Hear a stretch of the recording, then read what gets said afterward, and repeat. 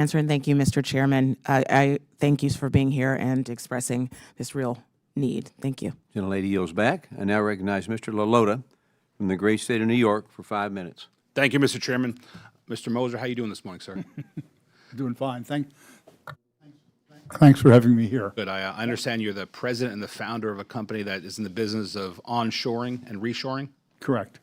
So your business is to help bring back manufacturing jobs to America? We're a nonprofit, and we help companies understand all the costs and risks of offshoring and provide them with tools to help them make the decision and implement it to bring the work back.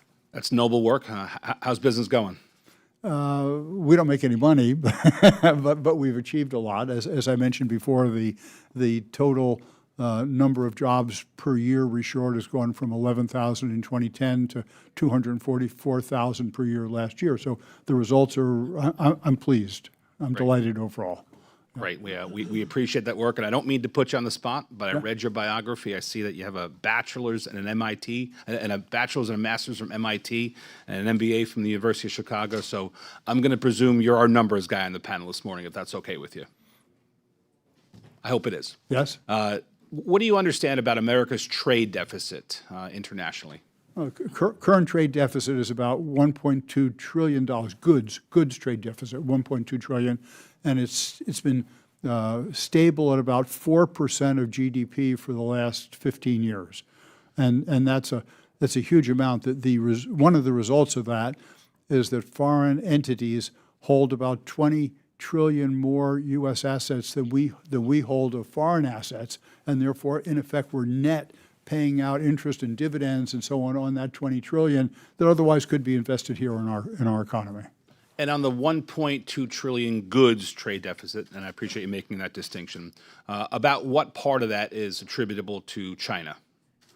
China was about $300 billion, so about 25% of the trade deficit.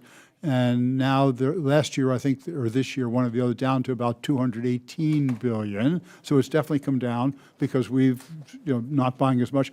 But some of what they used to ship to us directly, they ship through Mexico or Canada or Vietnam or somewhere else. So it's not quite as big a reduction as I described, but they're still huge. And back to the 1.2 trillion, how far back does that go? How long has it been that big of a trade deficit? It's been for about 15 years, it's been 4% of GDP, which means 15 years ago, it was maybe 900 billion as opposed to 1.2 trillion. Should Congress care about these trade deficits? Why, if they are important, why are they important? They're incredibly important. One of the people I follow is Ray Dalio, Changing World Order. Some of you have probably read, and he describes how hegemons or empires or countries rise and they peak out and they fall. And one of the characteristics of being up here and starting to fall is a declining competitiveness.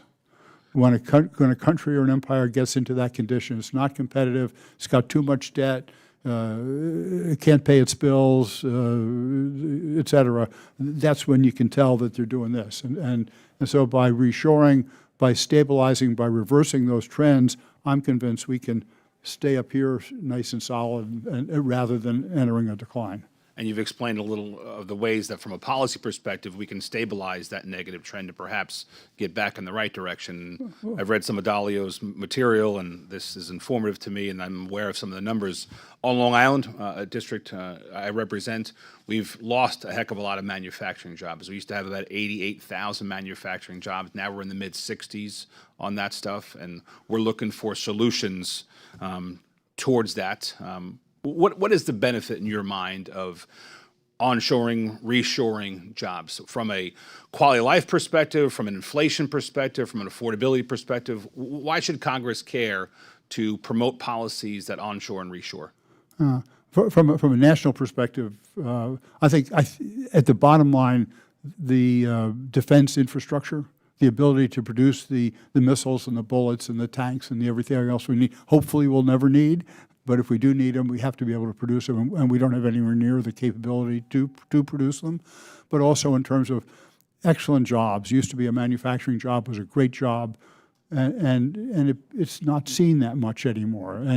But it's starting to come back, and especially as we promote the success of reshoring, the success of manufacturing, more of our youth will choose that role and have excellent careers.